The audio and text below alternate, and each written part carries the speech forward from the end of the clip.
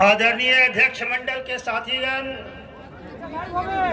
इस संग्रामी आंदोलन के मंच पर उपस्थित इस संघर्ष के नेतृत्वकारी साथी और पश्चिम बंगाल के सुदूर इलाके से आए हुए हमारे संग्रामी सरकारी कर्मचारी साथियों, सर्वप्रथम हम बिहार राज्य अराजपत्रित Bihar state non gazetted employees federation Bihar की ओर से आपके इस संग्रामी आंदोलन को हम लाल सलाम और संग्रामी अभिनंदन करते हैं। साथियों, हम इसके पूर्व इस आंदोलन के संदर्भ में हम साथियों को संबोधित कर चुके हैं। आपका इस आंदोलन का संभवतः 38वां दिन है और आपके साथी, बहुत सारे साथी आमरण अनशन पर हैं, हंगर स्ट्राइक पर हैं और आपका आंदोलन चल रहा है।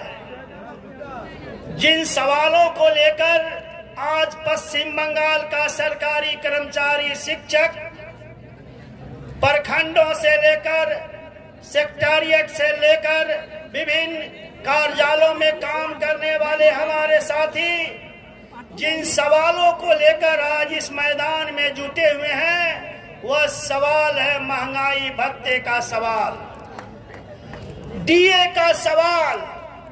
हमको जानकर बड़ा आश्चर्य हुआ कि पश्चिम बंगाल के सरकारी कर्मचारियों को सेंट्रल कर्मचारियों की तरह अभी डीए नहीं दिए जा रहे हैं।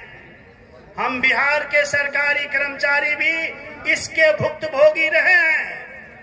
हम भी महंगाई भत्ते के लिए लड़ाई लड़े थे और सबसे पहले बिहार में महंगाई भत्ता का परंपरा नहीं था। बिहार के तत्कालीन मुख्यमंत्री भावानंद झा के जमाने में जब हमको महंगाई भत्ता नहीं मिलता था तो हम लोगों ने एक कार्यक्रम स्टार्ट किया अपने फेडरेशन के बैनर के तले, और वह कार्यक्रम था खाली पैर कार्यालय जाने का। और हम लोगों ने पटना से यह शुरू किया और यह कार्यक्रम पूरे बिहार के तमाम जिलों और प्रखंडों में चले। एक सप्ताह के इस कार्यक्रम के बाद बिहार के सरकारी कर्मचारियों को भावानंद झा के जमाने में 67-68 की मैं बात कर रहा हूँ, 5 रुपये महंगाई भत्ते की बढ़ोतरी हुई थी। फिर हमारा आंदोलन का कारवां चलते रहा। महंगाई भत्ते के सवाल को लेकर, वेतन बढ़ोतरी के सवाल को लेकर, सेंट्रल कर्मचारियों की तरह जो लाभ है, बेनिफिट है, उसके सवाल को लेकर हम लोगों ने आंदोलन शुरू किया। और एक आंदोलन पिछले टाइम हम लोगों ने आंदोलन किया जिस समय मुख्यमंत्री नीतीश कुमार हुआ करते थे, आज भी हैं, लालू यादव जी हुआ करते थे। हमारा आंदोलन चलते रहा और पिछले दिनों जब बिहार के तमाम संगठनों ने, विभिन्न फेडरेशनों ने एक गठजोड़ बनाकर जब आंदोलन का शंखनाद किया, हमारा मांग था केंद्र हो या राज्य हो, वेतन और डीए एक समान हो। इस मांग को लेकर पिछले दिनों हम लोगों ने स्ट्राइक किया था और हमारा स्ट्राइक 88 दिन और 90 दिन और 75 दिन तक हम लोगों ने पूरे बिहार के तमाम कार्यालय और विद्यालय को बंद रखा। पूरा बिहार कर्मचारी आंदोलन के दौर से गुजर रहा था और हम लोगों ने एक संग्रामी आंदोलन का संकल्प लेकर सरकार से हम लोग युद्ध कर रहे थे। बीच में हाई कोर्ट ने भी हमारे आंदोलन को इंटरफेरेंस किया, चुनाव आयोग ने भी हमारे आंदोलन को तोड़ने की कोशिश की, लेकिन हम लोग माननीय उच्च न्यायालय को भी बता दिए कि सरकार हमें डीए नहीं दे रही है, यह फंडामेंटल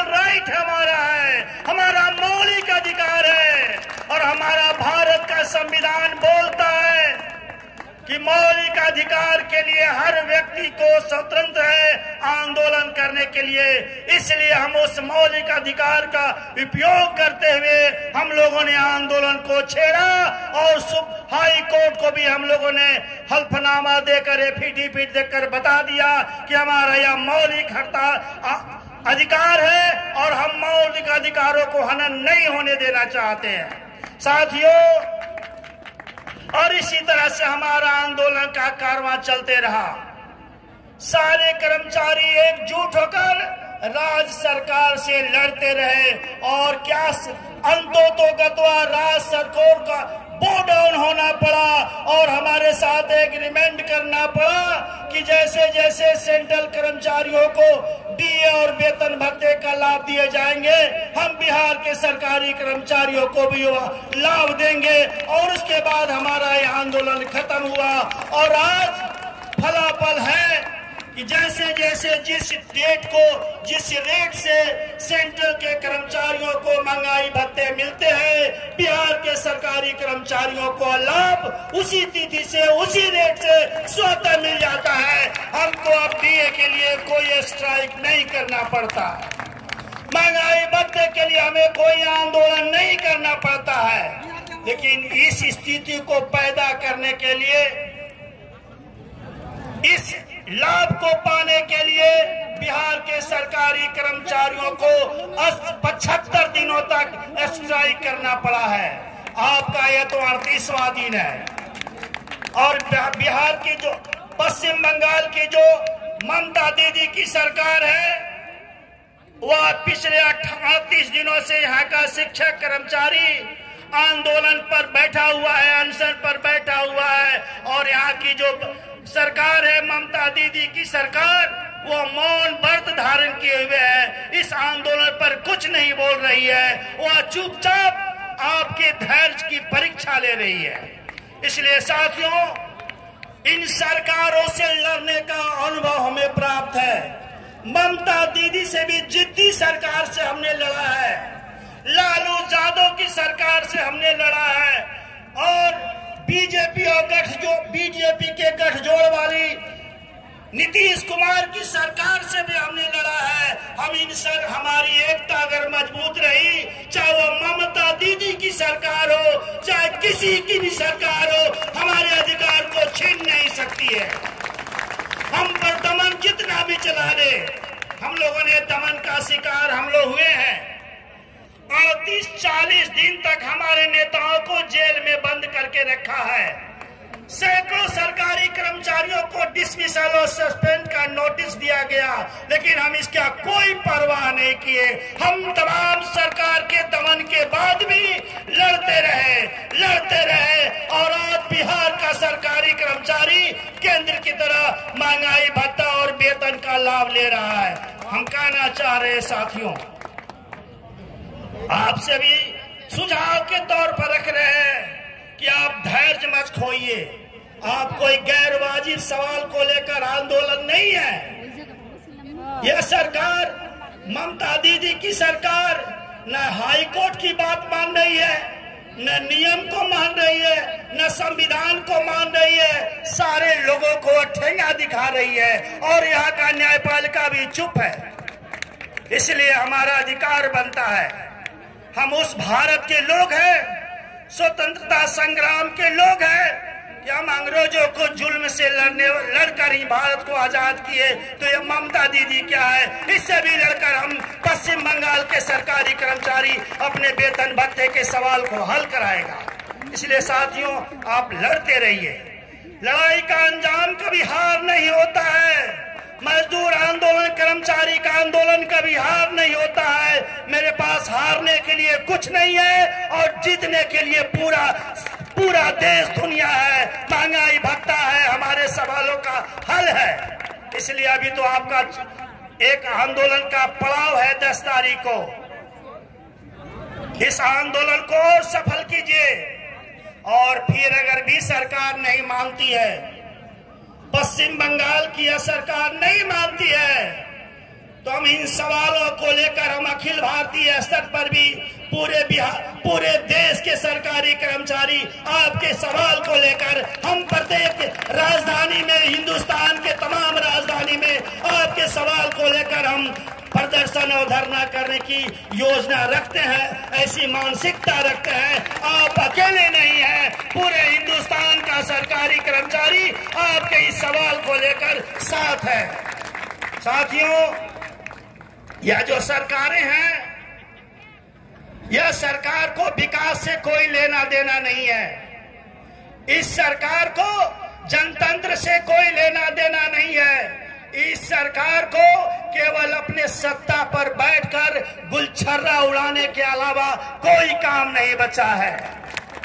इसलिए हम सोचते हैं, हमारे आंदोलन का जो तरीका है कि जब तक आपको इन सरकारों के बारे में नहीं सोचेंगे, इनके राज सिंहासन पर जब खतरा नहीं होगा, तब तक यह डरने वाले जीव नहीं है। इसलिए हमारा जो फंडामेंटल राइट है, हमारे जो जनतांत्रिक अधिकार है, हम लोगों को बताएं, अपने विद्यालय में बताएं, अपने कार्यालय में बताएं, अब जहां भी हो अपने मोहल्ले में बताएं, अपने पाड़ा में बताएं कि सरकार का कैरेक्टर क्या है।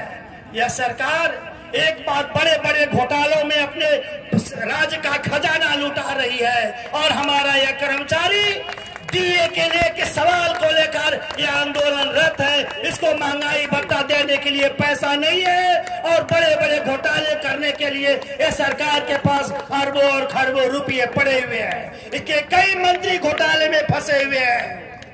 इसलिए आपको घबराने की कोई जरूरत नहीं है। आप अपनी संग्रामी एकता के साथ, क्रांतिकारी तेवर के साथ आप अपने इस न्यायपूर्ण लड़ाई को लड़िए।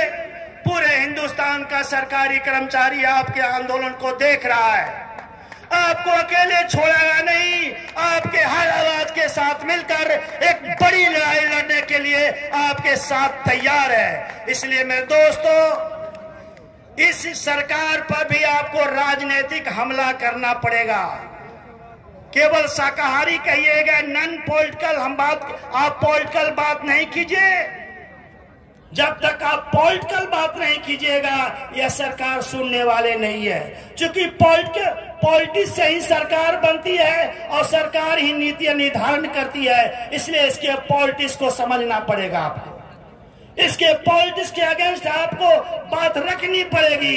इसी पॉलिटिक्स के चलते हमारे पश्चिम बंगाल के सरकारी कर्मचारियों को महंगाई भत्ते नहीं दिए जा रहे हैं, परमानेंट नहीं किया जा रहा है।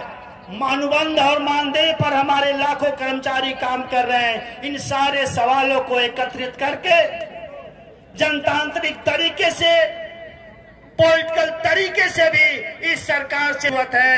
लड़ते रहिए, विजय श्री आपको जरूर मिलेगा, जीत आपको जरूर मिलेगी। ममता दीदी की सरकार हारेगी, जीतेंगे।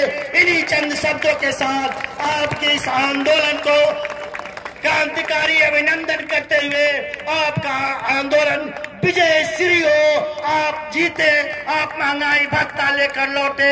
इन्हीं शब्दों के साथ आपका क्रांतिकारी अभिनंदन करते हुए हम अपनी बात समाप्त करते हैं। हम फिर मिलेंगे साथियों संघर्ष के मैदानों में। धन्यवाद।